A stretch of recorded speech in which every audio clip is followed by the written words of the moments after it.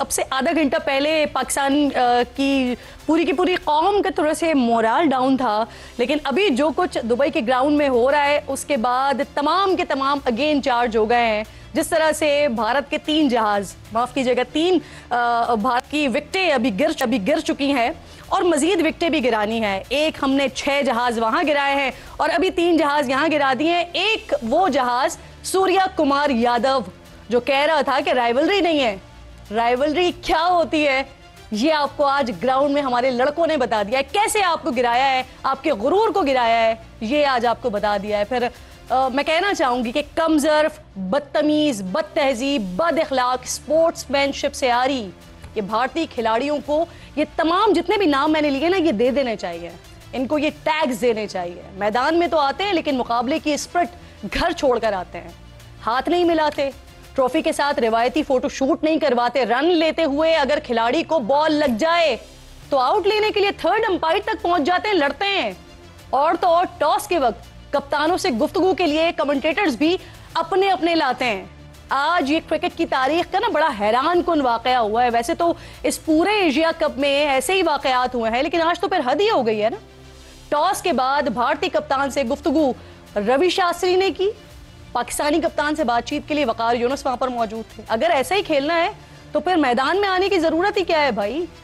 خود ہی اپنے بیٹسمین کے ساتھ بیٹنگ کیجئے، اپنے ہی بولرز لے کر آئیے، ان کے ساتھ بولنگ کیجئے. فیلڈرز اور کیپرز بھی اپنے ہی کھڑے کر دیں وہاں پر. پھر کراؤڈ بھی صرف بھارتی ہونا چاہیے. یہاں صرف محسن بھوپالی کا وہ شعر یاد آ رہا ہے مجھے کہ میخانے کی توہین بے رندوں کی ہتک ہے، کم ظرف کے ہاتھوں میں اگر جام دیا جائے. اس میچ میں ناظرین جذبات میں آ کر بھمراہ حارث رؤوف کو اپنا ہی رفیل گرانے کا اشارہ کر گئے. ایک تو بھمراہ نے سارے بھارتیوں کو بتا دیا کہ کیسے ان کا جہاز گرا تھا، اور دوسرا آئی سی سی کو امتحان میں ڈال دیا ہے کہ کیا اب وہ حارث رؤوف کی طرح بھمراہ پر بھی 30% جرمانہ عائد کریں گے. ایک اور ٹاکرا بھی اس وقت ہماری سیاست میں چل رہا ہے. آج بڑا مشکل ہوگا ویسے کسی اور طرف جانا، کہ کوئی اور بات کرنا، لیکن کوشش کریں گے کہ ریگولر پروگرام پر بھی بات ہوتی رہے، پالیٹکس پر بھی بات ہوتی رہے، اور ساتھ ساتھ جو کچھ دبئی کے گراؤنڈ میں ہو رہا ہے وہاں پر بھی بات ہوتی رہے. آج پورے پروگرام کو ذرا اسی طرح سے لے کر چلیں گے. جس دوسری ٹاکرے کی میں بات کر رہی ہوں یہ وفاقی وزراء اور شمع جنیجو کے درمیان ہو رہا ہے.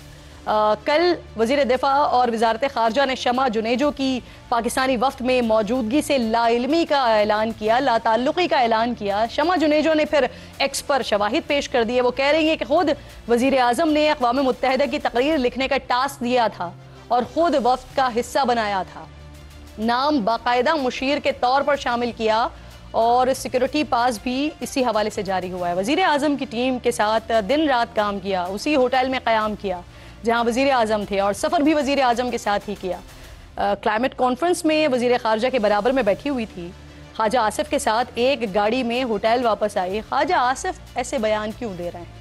وزیر اعظم کو پوچھنا چاہیے. اتھارٹی ان کی چیلنج ہوئی ہے، میری نہیں ہوئی، یہ کہہ رہی ہیں شمع جنیجو اپنے ایکس پیغام میں. ان تمام موضوعات پر بات کرنے کے لیے پروگرام میں آج میرے انتہائی معزز مہمانوں میں وزیر مملکت حذیفہ رحمان صاحب اسٹوڈیو میں مجھے جوائن کر رہے ہیں. آپ کی شکر گزار ہوں میں، بہت شکریہ آپ کے وقت کا. مروت صاحب میرے انتہائی معزز مہمان آ چکے ہیں اسٹوڈیو میں، اور اس کے ساتھ ساتھ فراز مغل صاحب جو کہ ترجمان ہیں وزیر اعلیٰ خیبر پختونخوا کے، یہ بھی مجھے پروگرام میں جوائن کریں گے جو کچھ کل ہوا ہے پشاور میں اس پر بات کرنے کے لیے. حذیفہ صاحب جب تک جو باقی دونوں پینلسٹ ہیں وہ سیٹ پر براجمان ہوتے ہیں، ہم ذرا آپ سے بات کا آغاز کر لیتے ہیں. یہ مجھے بتائیے گا کہ میں ذرا امریکہ والے معاملے کے اوپر بھی آپ سے بات کرنا چاہ رہی ہوں.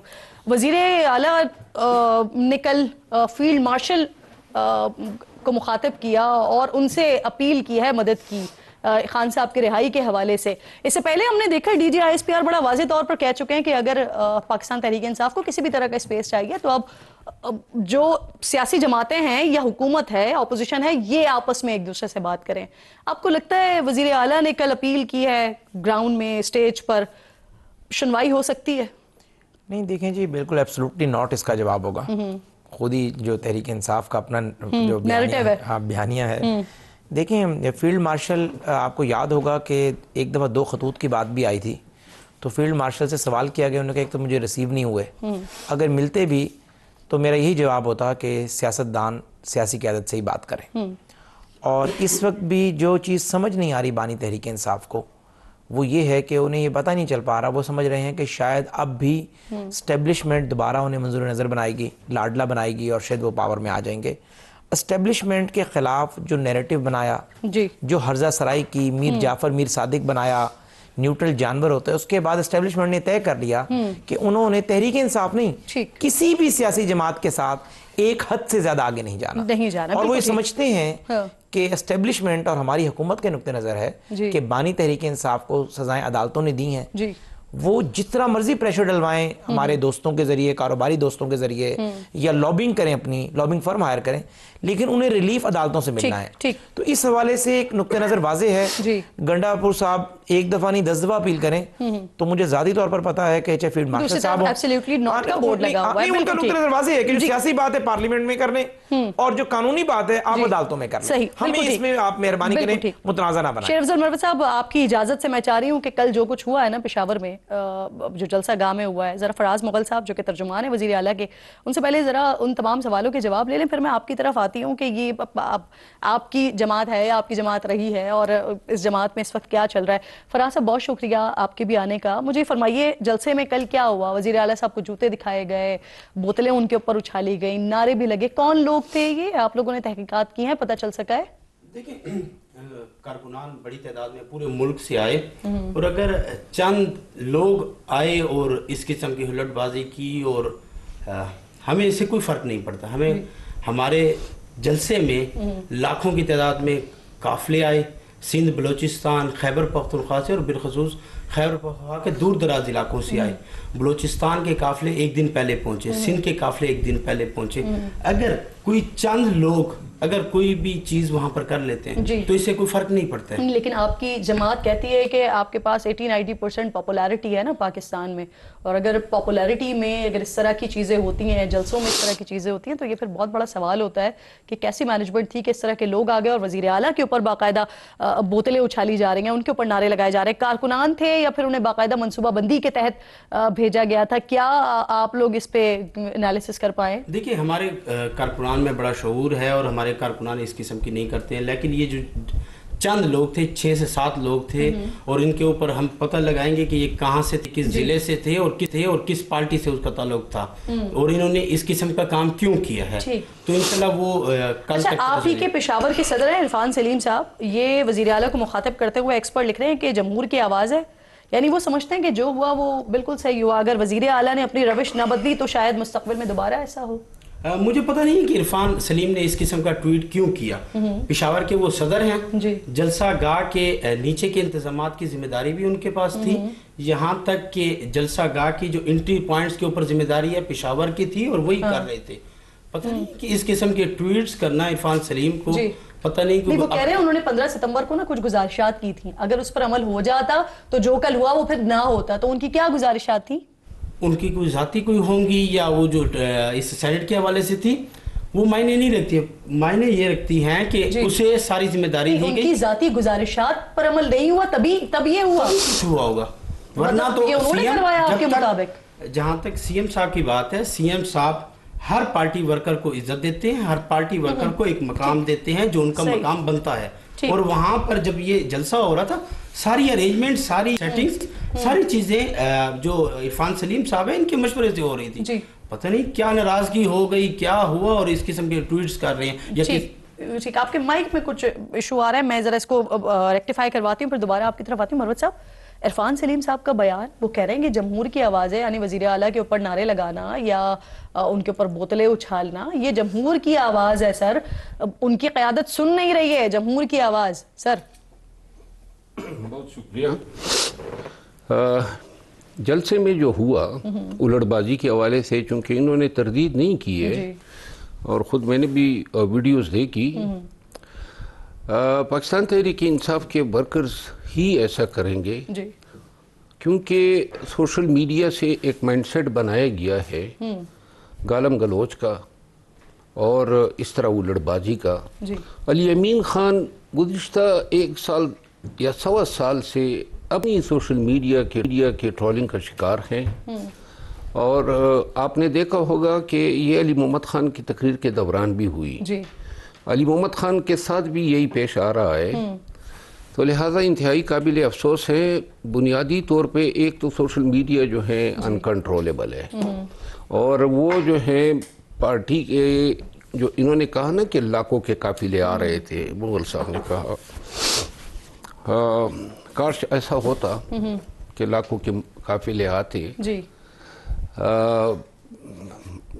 جو آپ نے حذیفہ صاحب سے سوال کیا کہ علی امین خان نے جو بات کی، اس حوالے سے بھی میں یہ سمجھتا ہوں کہ پریکٹیکلی سیاست تو ہو رہی ہے، اور عملی طور پہ جب تک اس بڑی جگہ سے معاملات جو ہیں وہ مصالحت کی طرف نہیں جائیں گے، گرچہ میں تو ابتدا سے کہتا آیا ہوں کہ سیاستدانوں سے مصالحت اول ہے یا ضروری ہے.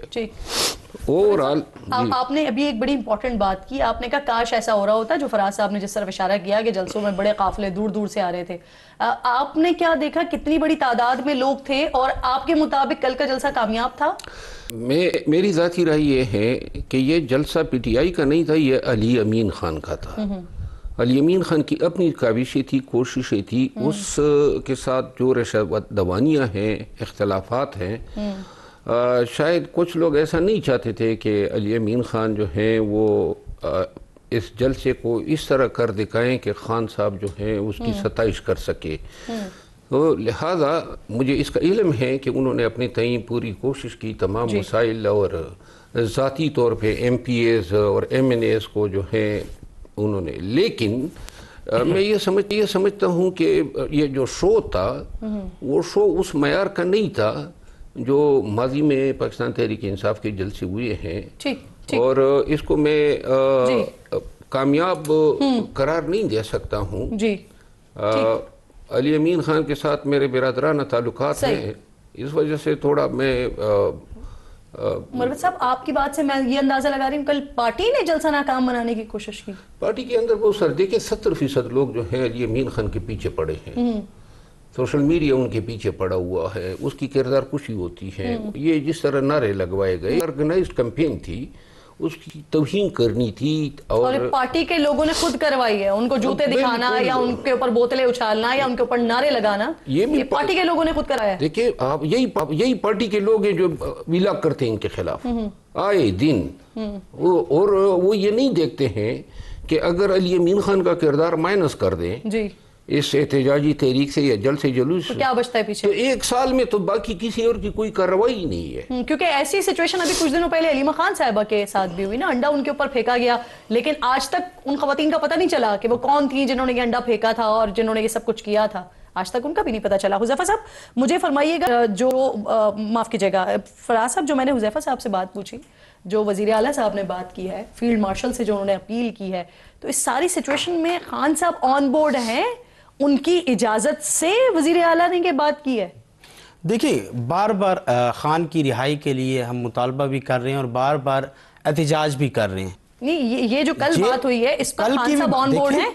دیکھیں علی امین صاحب بار بار کوشش کر رہے ہیں کہ خان صاحب کی رہائی، جبکہ خان صاحب نے بہرحال کہہ چکا ہے کہ میں ان کے ساتھ نہ بیٹھنے کے ہوں، نہ کیونکہ یہ ان کے اوپر اعتبار نہیں ہے، یہ اپنی بات سے مکر جاتے ہیں. شیر افضل مروت نے اپنے تئیں بات کی ہے، خان صاحب کہ اس میں جو ہے کوئی معاف کیجیے گا علی امین گنڈاپور صاحب نے یہ خود بات کی ہے، خان صاحب کا کوئی اس میں ان کا کوئی انپٹ نہیں ہے، ان سے نہیں پوچھا ہے. خان صاحب کی مرضی کی منافی بات نہیں کر سکتا ہے.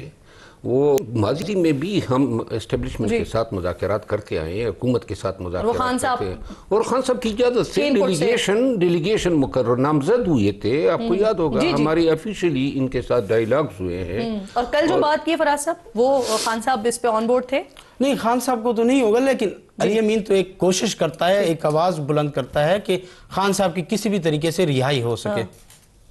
اور یہ بات درست ہے کہ جو کچھ وزیر اعلیٰ کے ساتھ کل ہوا یہ پارٹی کے اپنے ہی لوگ تھے، پارٹی کے اپنے لوگوں کی طرف سے ہی کروائی گئی، یا منظم ایک کیمپین کی گئی ہے وزیر اعلیٰ کے خلاف؟ نہیں، یہ تو کنفرم ہے کہ یہ منظم کیمپین تھی، اور جب پچھلے دنوں بھی سی ایم صاحب آئے تو وہاں پر بھی پی ٹی آئی کے لوگوں نے کروائی. نہیں، پی ٹی آئی کے لوگ ہم نہیں کہہ سکتے ان کو، کیونکہ ابھی تک کنفرم نہیں ہوئے کہ یہ کون لوگ ہیں، لیکن جب کنفرم ہو جائے گا تو وہ پوری قوم کے سامنے آ گئے. جب ایک دن پہلے وزٹ کے اوپر سی ایم صاحب گئے، वहाँ पर भी इस किस्म की फराज साहब बहुत बड़ी तादाद में लोग हैं ना, और जो कुछ वो कर रहे हैं, कोई एक आध हो चले समझ आता है कि किसी और ने भेज दिया आपके जलसे को खराब करने के लिए, लेकिन इतनी बड़ी तादाद में अगर लोग हैं तो कोई बाहर से आकर तो नहीं करेगा? नहीं, इतनी बड़ी तादाद नहीं थी, 4 से 5-6 लोग थे और उन्होंने वो किए। तो ये 40-50 से ज्यादा लोग तो फुटेज में देखे जा सकते हैं। के अंदर आप दोबारा से रिवाइज करें, 5 से 7 लोग हैं जो वो आए हुए थे और उनका हम पता कर रहे हैं कि वो कौन से थे। पाकिस्तान तहरीक इंसाफ के कारकुनान इस किस्म की ना हरकत करते हैं, ना कभी माजी में की है।